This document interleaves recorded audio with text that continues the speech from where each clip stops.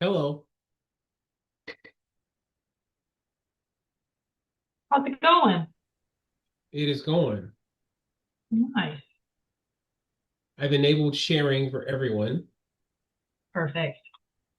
I'm just going to share the meeting agenda really quick that I'm kind of going to breeze through.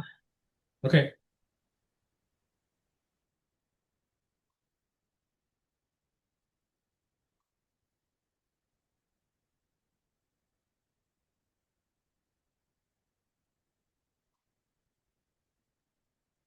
As we wait for people to kind of get in here. Hi, Kathryn. Hi, Brian. Hi, Anthony. Crystal. Hi. Hello. Hi, good afternoon.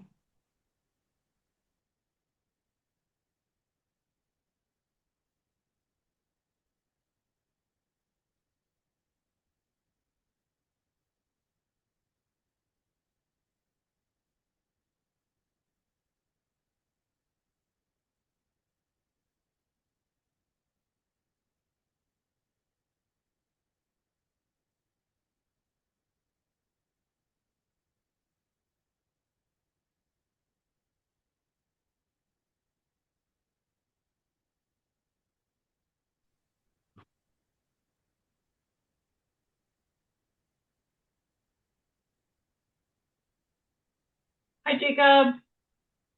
Hello. Thanks for joining us, Of everybody. course.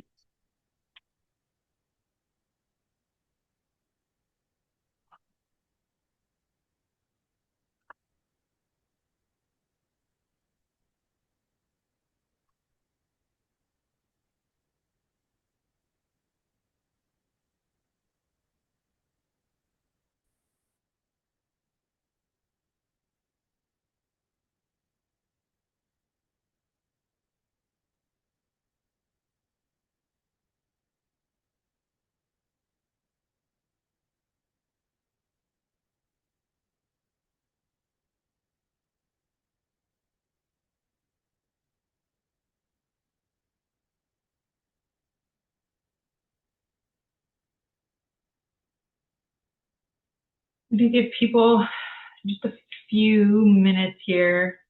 Get started in like 2 minutes, and then I'll hand it over to our panelists after I go through a few things for our group.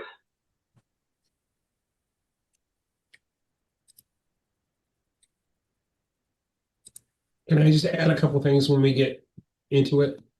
Yeah, of course. Yeah, feel free to jump in. I'm going to kind of go through it fairly quickly, David. So feel free to interrupt me. I just want to give everybody as much time to speak and ask questions.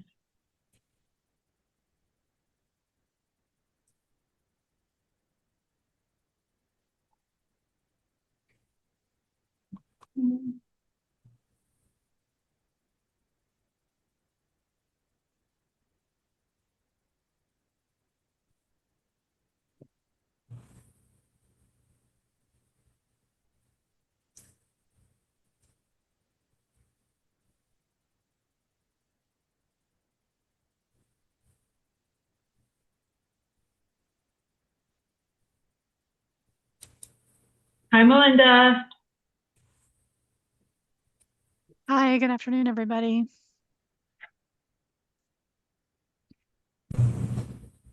All right. Well, I'm going to get started really quick. Thank you to everyone who's joining us today virtually.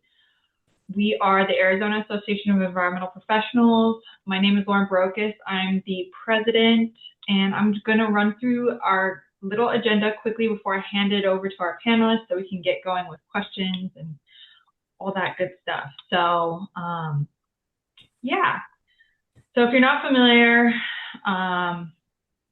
we are a professional-based organization. We do have corporate members as well as general and associate members, as well as students. As you can see on our agenda, that is our listing for the amount of students. Our total members is 216. It is $30 annually for a general associate member and $150 for corporate members, which allows 15 employees under that. And if you know any students who are interested in getting into the environmental profession world, we do offer a free membership and free attendance to these virtual meetings. And we try to keep our in-person meetings close to both the ASU campus and the U of A campus. And you can see some of our corporate memberships. I would like to welcome Avenue and Dudek as our most recent corporate members.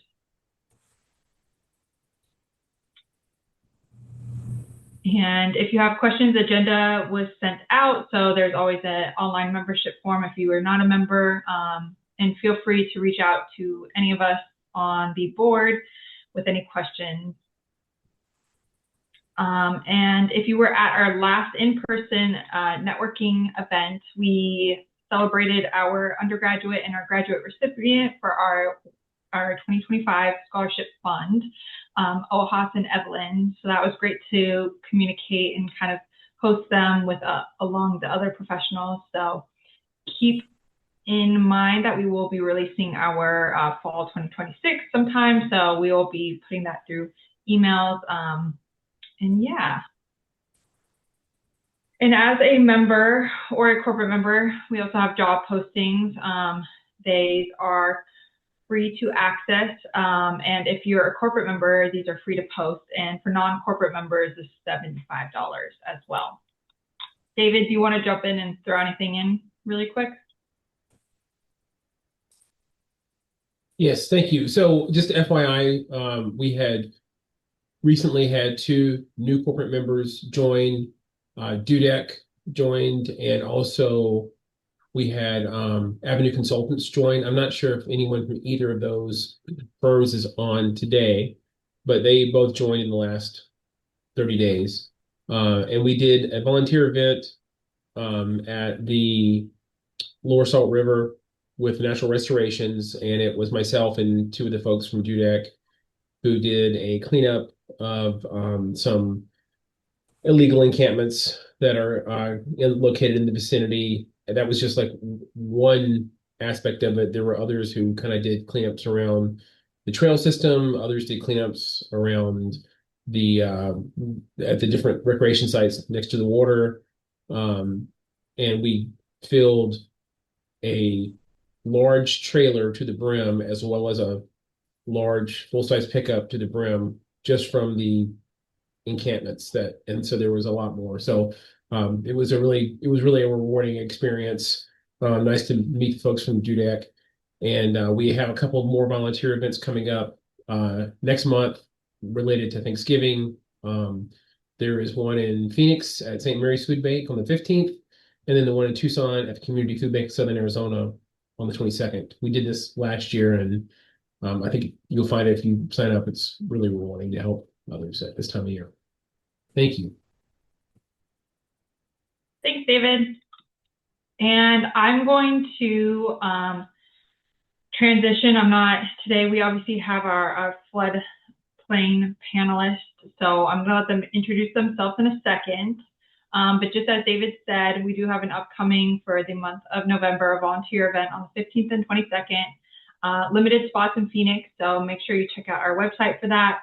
We will be having our AZAEP holiday party coming up, so keep an eye out for that email. And if you know anyone who's interested in speaking or topics that you would like to hear from the group, please reach out to us with any of that information.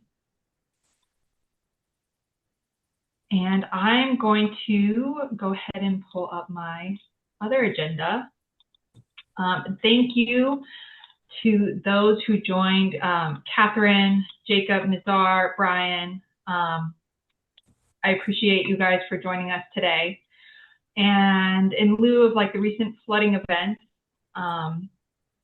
we thought it would be wise for the AZAEP to host some professionals in the field and kind of give their professional experience, what they're dealing with at their organization, and so forth. So I am going to welcome each of you to introduce yourself. If you would like to give a little bit of background, who you work for, how long you've been in your position, stuff like that. That'd be great.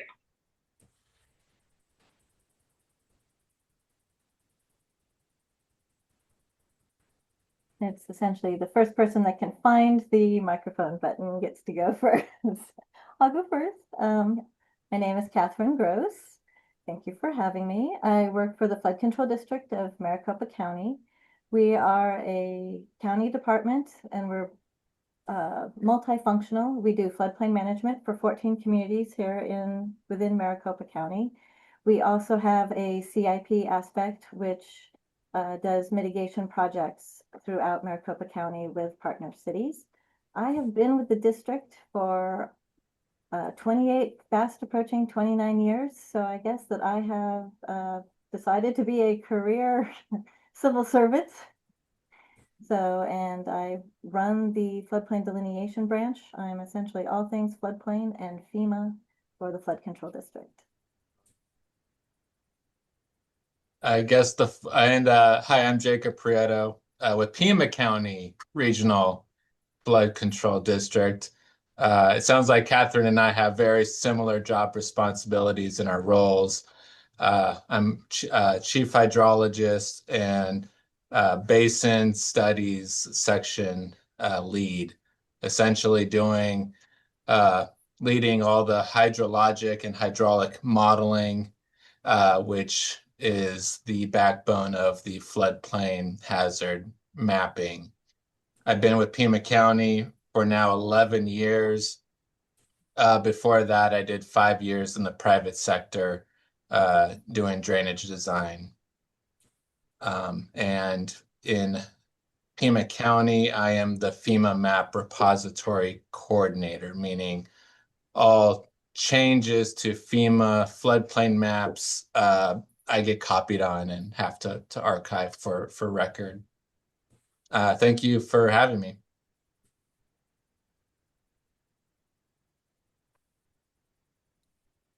I think Brian, you should go for next. All right. Hi, everyone. I'm Brian Cosson. I work for the Arizona Department of Water Resources.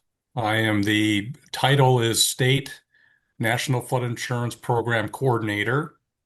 I also work closely with the Department of Emergency Management and their State Hazard Mitigation Officer. I was hired on by DWR way back in 1994. I have been mostly in floodplain management, although I do get involved in flood warning as well. So yeah, happy to be here and thanks for having me.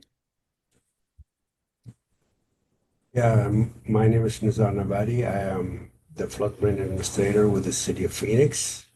I've been in this position for almost 3 years now, and prior to that, worked for flood control district. Worked with Kathryn for 4 years, and prior to the flood control district, I worked for 25 years for ADWR, doing all kind of tasks from project management for the highway design, roadway design, including the drainage design as well.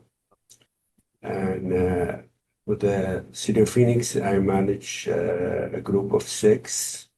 We are in charge of reviewing all the permits going on the floodplain, as well as we are in charge of keeping our CRS activity and our classification. And we are looking forward to improve our classification from class 5 to class 4. And the third leg of the floodplain management is the CIP project that we are partnering with the flood control district of many projects that mitigate the flooding in the city of Phoenix. Thank you, guys. I appreciate that. And at any time, if anyone else has questions, comments, feel free to put those in the chat. 0102. We can get to that. So I want to kick things off. Thank you guys for your introductions.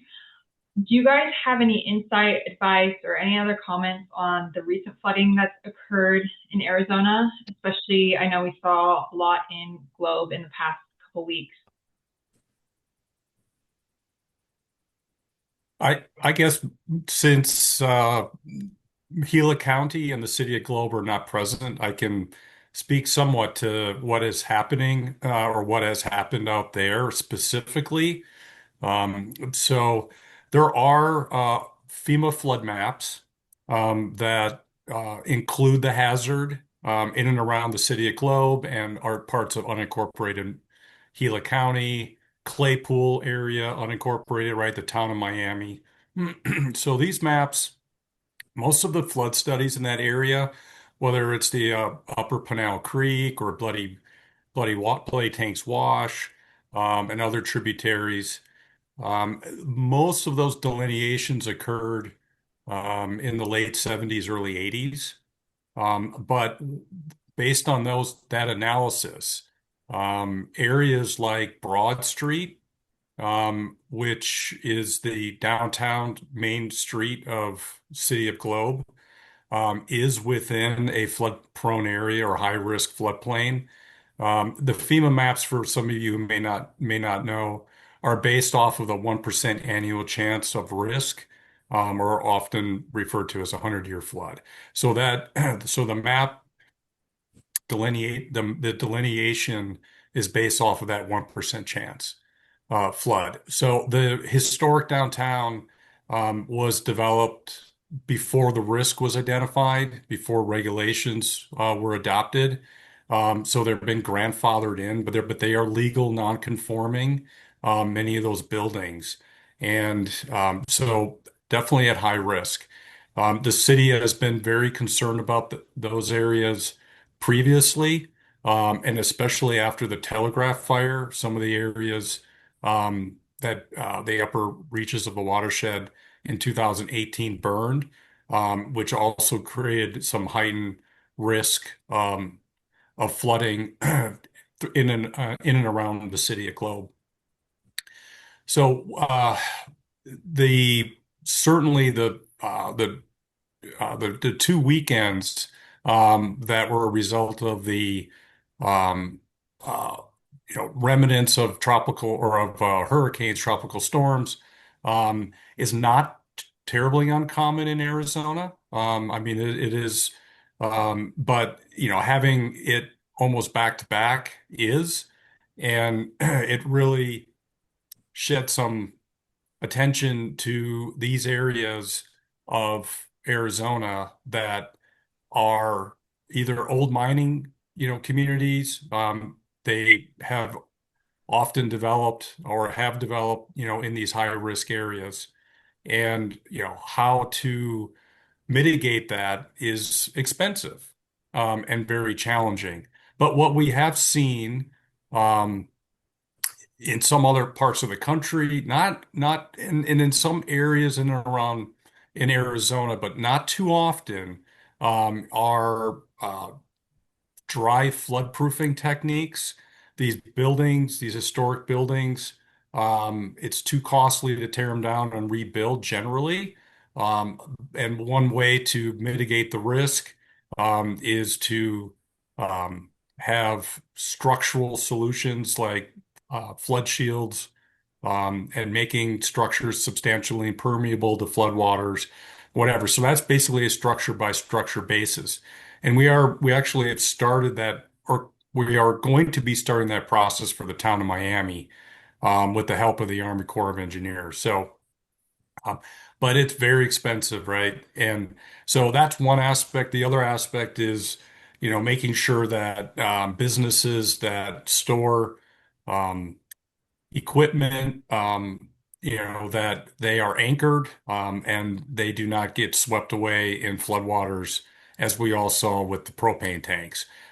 So now there's a lot of extra attention given to the owner of that company, as well as some of the property owners further upstream, because that was definitely not a good optic or a good visual, seeing propane tanks slamming into infrastructure downstream. So I, I didn't really provide a solution per se, other than if anybody has a lot of money to give, there's a lot of solutions. But other than that, it's not completely surprising, just because the flood maps from the early 80s have identified that area was at and is at risk of flooding.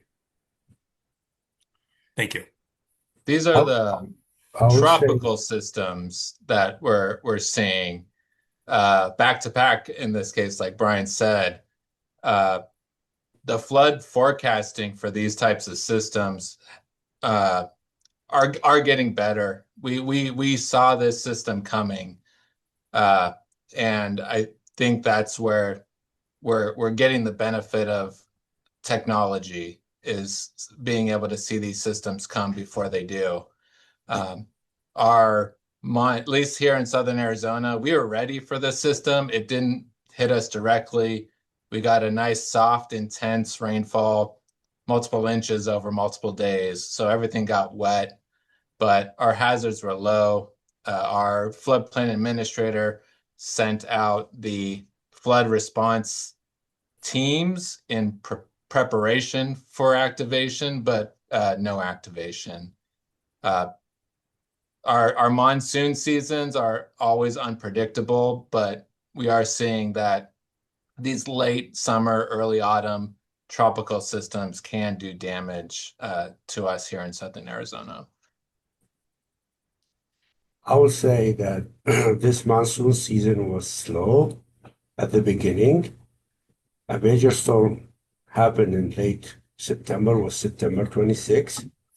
And I believe that two-thirds of the total monsoon rainfall just happened within 2 days.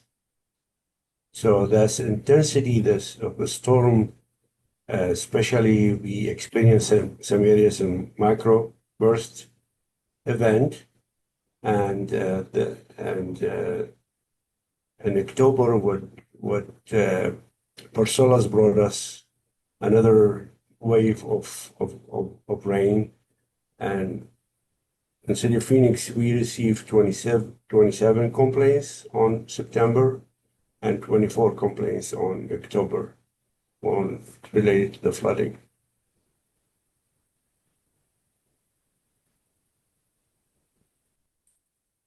I can just, regarding the stuff that we did see it coming, our alert group who monitors our rain gauges. So we were watching it, and preparing should there be anything more in an unincorporated Maricopa County. We also do more just responses for our structures, our dams and our levees along the rivers. It was definitely interesting to have the two storms back to back, and then that low pressure system kind of assist with some of the activity. So, but again, it's almost was due sort of in our area. And it's just, yeah, we have cycles of the tropical moisture coming in, and it's just, does it make it up to Phoenix? Does it stay in Tucson? Does it go in Yuma? But it's like 2015 was the last time that we had a significant one come through, 2014, 2015. So it's not unheard of. This wasn't necessarily, if you want to call it extreme, but it's expected extreme. Thank you. Thank you. Yeah, I think that I like the comment about the new technology coming out so that we can readily prepare and monitor versus back in the day that wasn't readily available. So that's very interesting. Brian, you kind of touched on, some solutions or preventions to this is quite costly. So I guess I have a question based on that. Would there be sort of some new or maybe not readily implemented in the Phoenix metropolitan, like a nature-based solution that could help some of these old historic mining towns that, were developed prior to regulation and the flood maps and all that stuff? Yeah, there are whether it's just the old-fashioned sandbagging and making that warning available. The National Weather Service offices did provide some daily report outs of what they were predicting, and then it's mobilizing the citizens and each individual owner to protect their building. And by that, unfortunately, maintenance of washes as they get clogged with vegetation. That may be too little too late, but certainly having the technology even beyond just the old-fashioned sandbag, there are tools out there like that. Now, whether nature-based solutions long term, as you asked. So one of the challenging things that may come out of this is and right now with the Army Corps doing a flood study in and around the town of Miami is what the impacts the mines have had in the area as well. Many of the mine activities, they want to contain their runoff. It doesn't mean that, like in this case, Upper Pinal Creek was flowing really bank to bank and overtopped its bank into the overbank area. But there are hydraulic changes due to the mining activity up there as well. So it's that's not necessarily nature-based. That's man-made change or human-caused change. But certainly, we have seen and the others can speak to this more than I can, but retention detention basins, and other types of solutions just to slow the water down. And that is a very popular way to mitigate the risk and to knock the peak off of the flooding in order to do that. We see that a lot more in the urban areas, but hopefully in the more rural areas, that could be and I know that the City of Globe and Gila County are looking into that right now in the upper reaches of that Pinal Creek to find out if they can allocate some land and build a basin or two up there. And that's what I would refer to more as like a nature-based solution. I'll let the others chime in.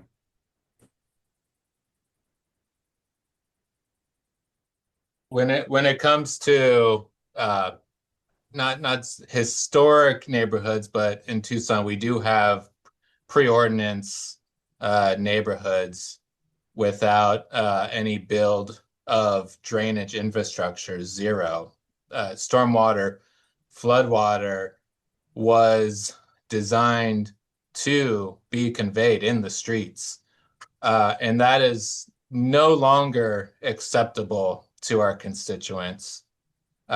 So we are trying to get that stormwater out of the street and into open green spaces.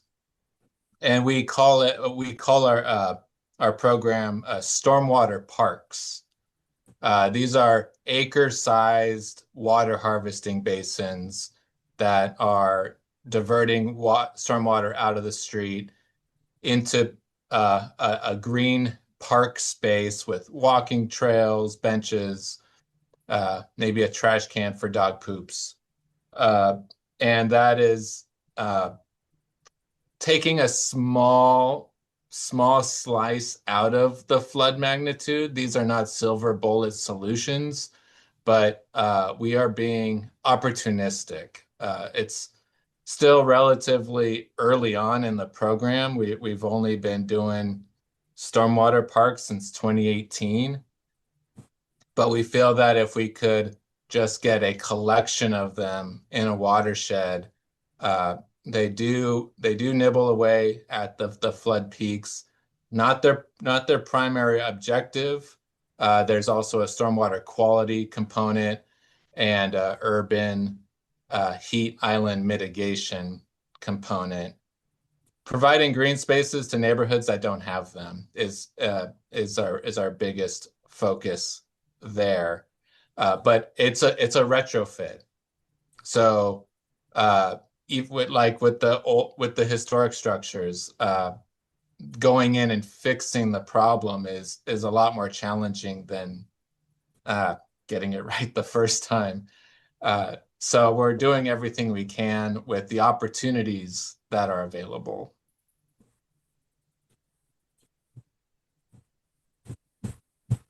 And then up here in Maricopa County, we've had retention where essentially local stormwater is received in retention basins within the communities, which then allows for less discharge of that impervious impacts on the adjacent washes.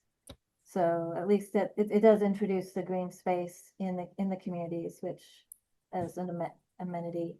From permitting along washes, we're encouraging to these developers and the like to see the wash as a resource, but we don't have anything directly in place.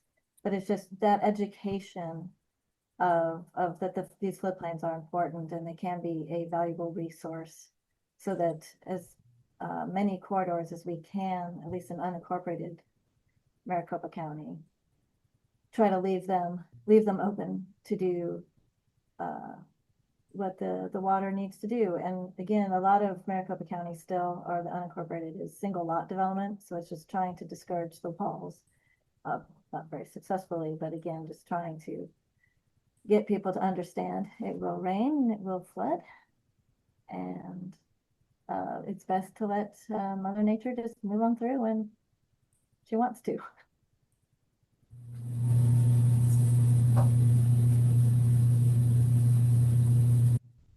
And if I could just add an easy solution, most there are flooding hazards that are human induced, but there are also naturally historical flooding hazards that occur before human intervention ever got started.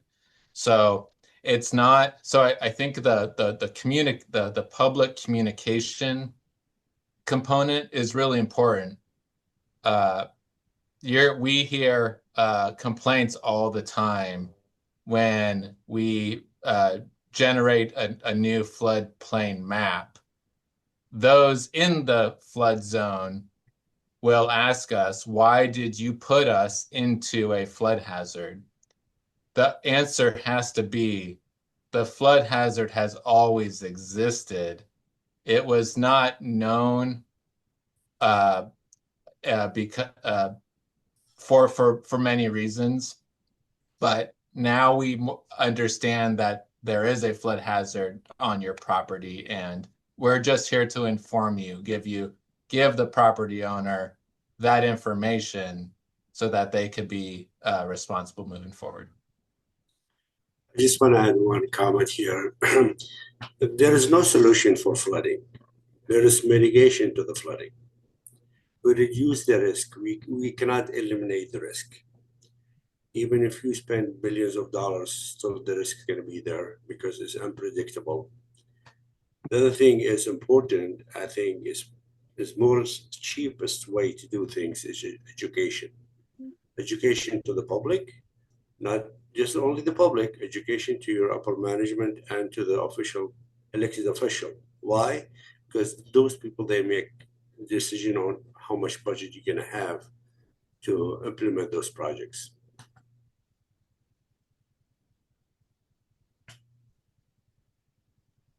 Thank you.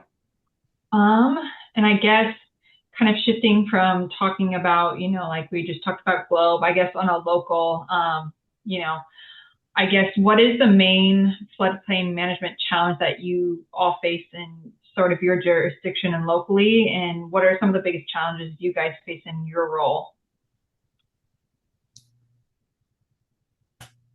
I will start with mine because I've been, from the first day on the job, I was challenged left and right. The first challenge, the most challenges was at the beginning, the limited resources that I have and small budget. Or at the beginning, we have $2 million budget for the entire year. Now we are increasing it to 4. We are focusing to increase it to 10 million.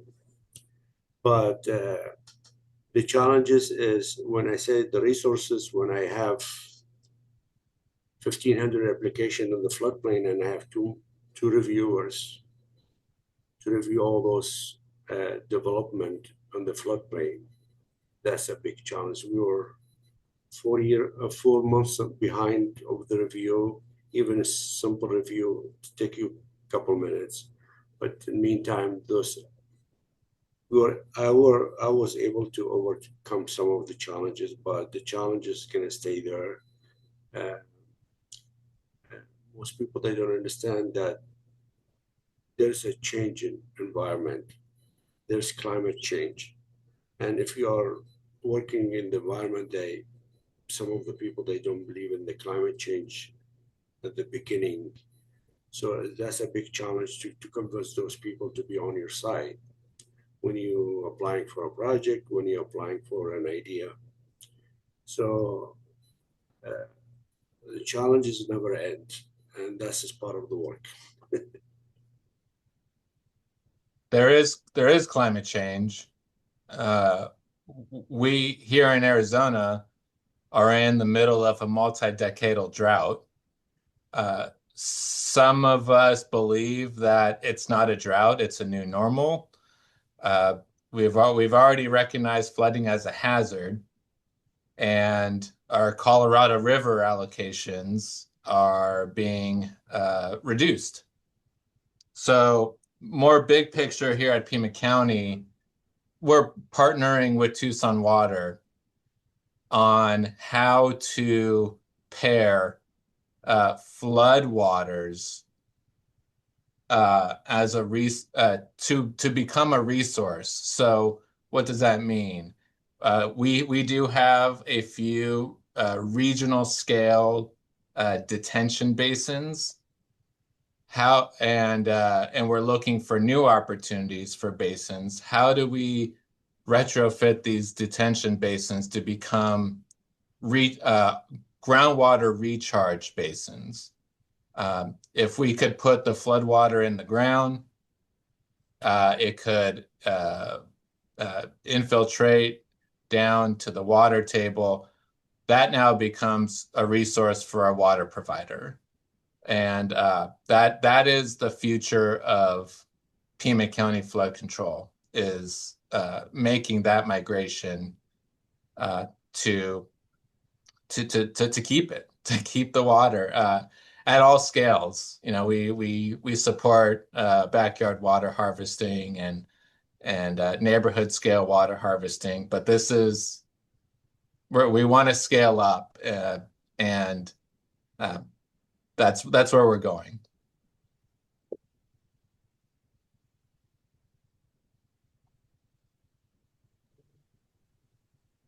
I think similar to Nazar's, it's essentially that the growth is outpacing what we would consider extreme or not extreme, because it goes back to the flooding.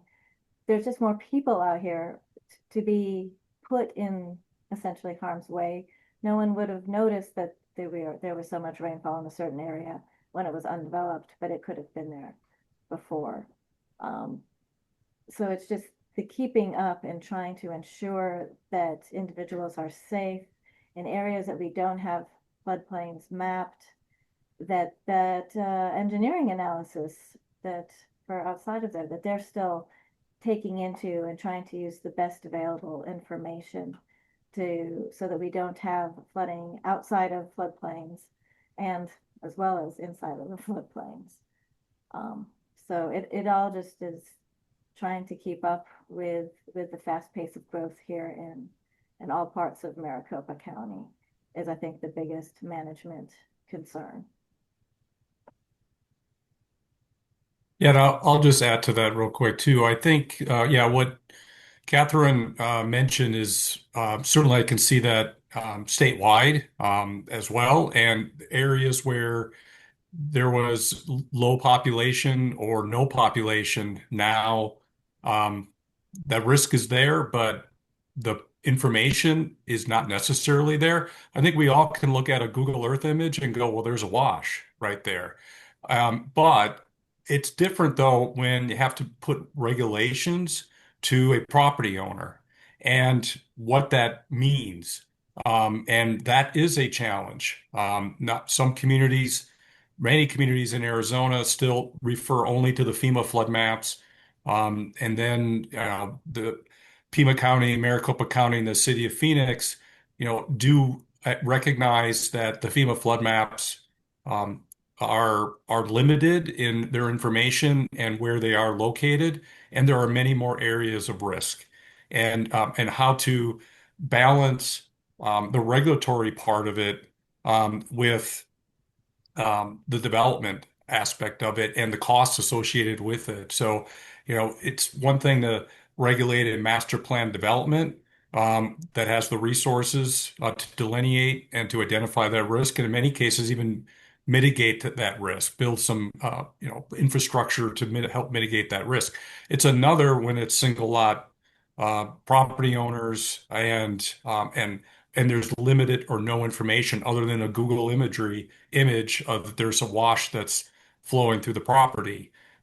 So that is definitely a challenge. And then one last thing at the state level, the heavy lifting in flood control and floodplain management is the 15 county flood control districts. Um, the state law authorizes the creation of flood control districts. Many get their funding through a secondary property tax. But at the state level, um, we're one of about half the states that have limited role overall in floodplain management. There's minimal budget because the way the statutes are written, the 15 flood control districts um, are set up to be better funded than the state. So that's one of the challenges that I see and I face is that I work for an agency that is focused on water supply. And as Jacob mentioned with the Colorado River, recharge, that's a major focus. But I work with a small group of dam safety engineers and a couple of floodplain staff. Um, and we fly under the radar because DWR is really focused on water supply. Thanks. And if I could follow up with what Kathryn was speaking of, with new development, the good land has been bought, sold, and developed a long time ago. So, you see those leapfrog developments where they want to build where it's nice. All that's gone here in Pima County, and what we have is some bad lands that it's sheet flow, it's distributary flow, it's shallow flood. It goes left one day and then it goes right the next day. So these are very hazardous lands that experience flooding. The hazard reduces the value. And so you have less profit available to do new development. And if you have an old single lot parcel that wants to be sold, it has to get sold for cheap because of the hazard.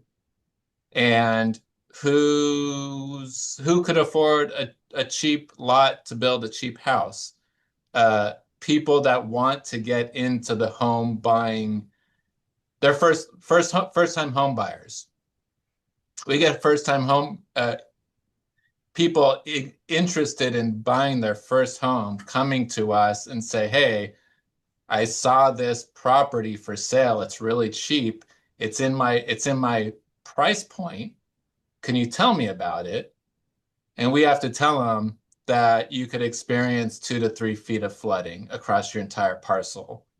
And you're going to have to do some engineering to enforce even a mobile home. You got to lift it and enforce the foundation. And then those thousands of dollars add up. And then they see it, why it's for sale for so cheap. And then they walk away discouraged. So when new development is coming, we have to know that the new development is not prestigious spaces, it's the Badlands.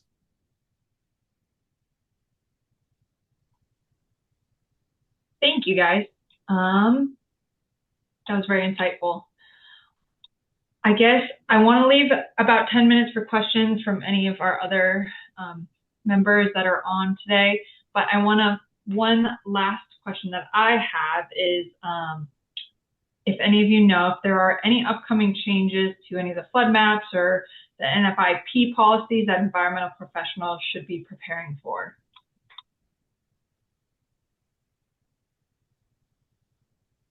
Brian, you want to start? Yeah, I guess it's part of my title, right? NFIP. Well, it's definitely challenging times for FEMA and as they administer the National Flood Insurance Program, and um, we've are bracing for some major changes if that happens. And one of the changes that could happen is that the states play a larger role in the national or whatever's left of the National Flood Insurance Program. It maybe just be individual states and their insurance. So we've been in contact with the State Office of Insurance, Department of Insurance, and just being prepared better or identifying in these early stages of what could happen. But for now, what has been happening is that FEMA, prior to the new administration, was well funded, not only on their mapping side, and but also mitigation side, right? There were many mitigation grants and a big pot of money to that became available to communities. Um, so that a lot of that's been pulled back, and we're seeing that even on the on a FEMA-led mapping projects. And I'll have the others speak on behalf of their communities because they also provide funding for and to help offset or to have a cost share agreement with FEMA to update the flood maps. But in terms of the National Flood Insurance Program, there is an organization out there called the Association of State Floodplain Managers. They have been involved on Capitol Hill. They are involved in the industry in general, and those could be impacted. So, although I have that title, or the Department of Water Resources is the state coordinating agency for the National Flood Insurance Program, um, we often don't hear about any changes until everybody else does. Um, so I guess stay tuned and keep your guard up because at some point something major could happen um, and we're all going to need to react to that. Brian, anything about NOAA Atlas 15? Right. So the NOAA Atlas 15, so there's two phases to that. The first phase it's looking like that is going to be published in 2026. I don't have an exact date. And then there's another phase that takes into consideration some future conditions and or right. So we'll just call it future conditions for now. And that's also moving ahead. So, great news on both of those fronts. But yes, NOAA Atlas, expect that update in 2026. Yeah, and to clarify, that phase one is the updated rainfall values where they Thank basically you. add 10 to 15 years of rainfall gauge data into their federal numbers, which essentially for agencies like ourselves, that becomes our standard of what we consider the 100-year rainfall. So glad to see that part's still moving forward. Regarding NFIP, I don't know if your group was aware that essentially it was already overhauled once, that the insurance used to be based off of how high you were relative to the floodplain, water surface elevations. FEMA and then NFIP wanted to go to a different data sets. So essentially the insurance is actually not related to the flood studies anymore. So that's always another interesting take on that, that they have, it's basically how high are you off the ground? How close are you to the flooding source that feeds the premium now? So you have a map that says here's where the flooding is, but then the insurance calculation is coming separately. Here in Maricopa County, we're also beginning to push, let people be aware that there are private insurers now, so that there's a private insurance group. So just last week, of course, it was actually a rare situation where we were proposing to remove a floodplain.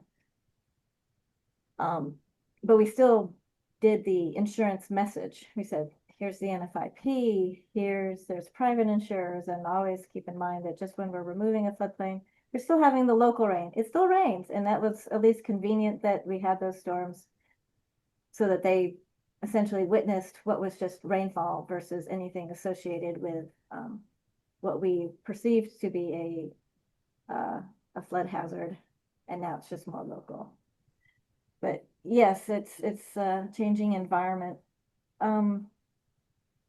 With the flood control districts, like Brian was referring to, with the funding sources all being put to us, we have a tax that we're funded with, that in Maricopa County, with the population, we receive an amount of money, and that's where we essentially map our own floodplains. So we aren't as reliant on FEMA. So we are still in the business of mapping floodplains where we anticipate the next boom is going to take place. And sorry, I'm going to use this moment for a second. Brian, for vehicle, we just had a new subdivision. Somebody wants to go put some subdivision in, and my maps are, I was like, they're in my floodplain. So it's like, oh my gosh, they're like, oh, how can this be? And I was like, oh, can't you see the wash in the map or just in the aerial? But yes, so that's very surprising to see. We thought that we were really ahead of the game, and apparently we're right there, and the development's right on its doorstep before we even get that map published onto the FEMA maps. Thanks. Just to add to that, I just want to say upcoming changes to the floodplain that initiated by FEMA this is a get improvement, get change all the time, based on new technology, based on some new studies on going on in the region. So that map is continued change. It's not just one time it has been changed. And yes, there is some maps was developed 40 or 50 years ago. Because of lack of funding, we did not have the opportunity to study those areas. But I think in Maricopa County, we have better than other areas, I believe.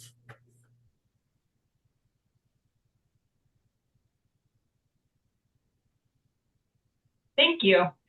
And I know we're coming up on time shortly, but I want to open it up and see if anybody else has any other questions for our panelists.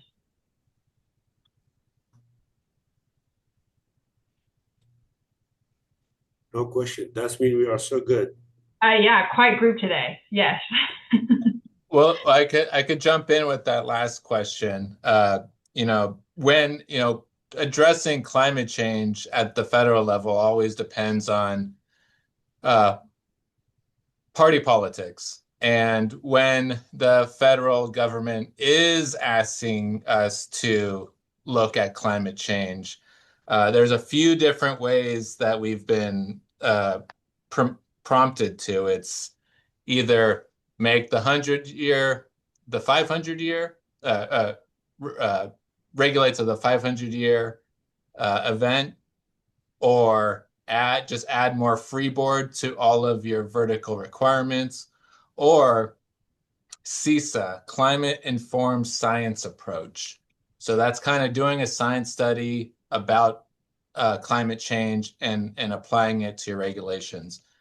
And that's what Pima County is planning to do.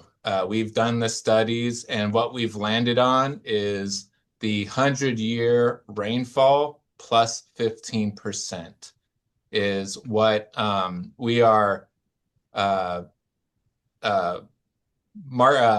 marketing with our major stakeholders right now. Mainly, Southern Arizona Home Builders Association is our biggest stakeholder in that conversation. And those talks are ongoing, and I think they will be fruitful. Let me add to that. There's a question: is how can local government balance development pressure with maintaining natural floodplain functions? It's a good question. Developers, we all know, is very powerful people. They can get connected to the elected officials, and elected officials, they are over managing us. They can give us direction with what direction we can go. But in the city of Phoenix, there's a couple things the city adopted it, which is keep the natural washes as natural as possible, especially in North Phoenix area, and have more open spaces, and implementation of GIS and LID features in our projects, and the green infrastructure. This is important here because we just adopted some kind of brochure for developers to buy into it, and there's another policy that City of Phoenix, they are looking to reach out to the 25% shade Phoenix.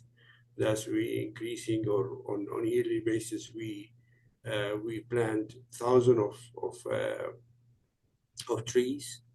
That's gonna helps a lot. So this is continuous battle between developers and floodplain management. Let's put it this way.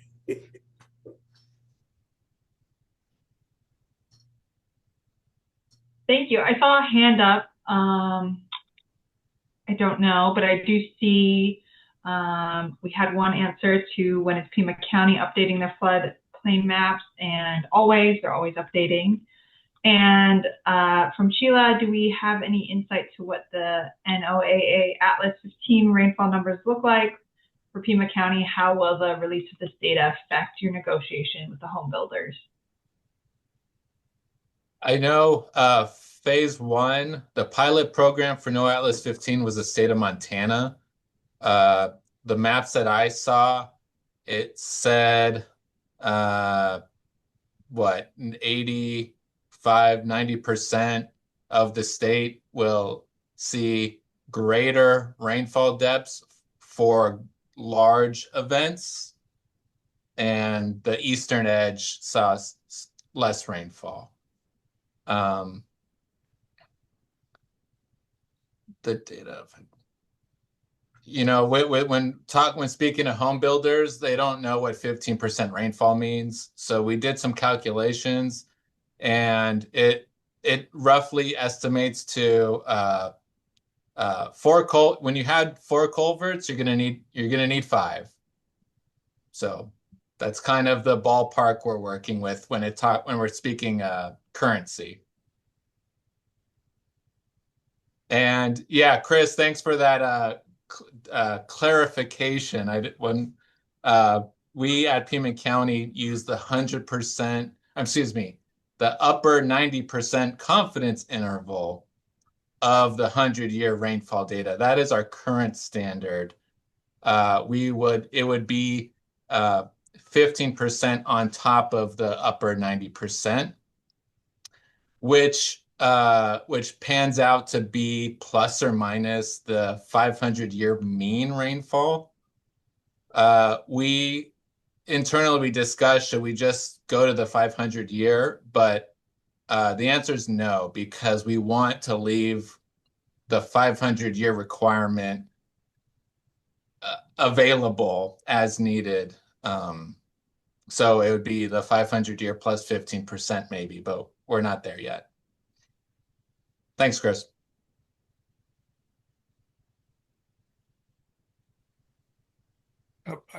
And I just wanted to add just one more comment about you mentioned earlier a question about the NFIP.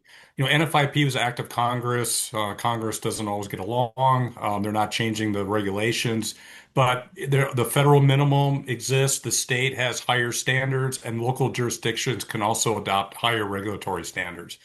What we're finding now, though, is through the building code, International Code Council working with FEMA, and introducing higher standards through the building code. So whether initially it's the critical facilities, the hospitals, nursing homes, what have you, are being new builds and retrofitting is expected to be protected from greater than just the minimum 100-year flood. So that's kind of the workaround that we're seeing. So including manufactured homes in Arizona now. For manufactured homes, it's on the 2018 International Residential Code. And with that comes certain higher standards than the federal minimum. So it's every community in Arizona, all 15 counties and 91 cities and towns have floodplain regulations, and many of those actually adopted a building code. So there are other tools in the toolbox when dealing with habitable structures, at least. Thanks. Awesome. Thank you. We're coming up on our time. Is there any quick last minute questions? We have another one from Sheila really quickly before we take off. Any comments on using pre-minimis post-development calculations as opposed to retention of the 2-year, 24-hour event?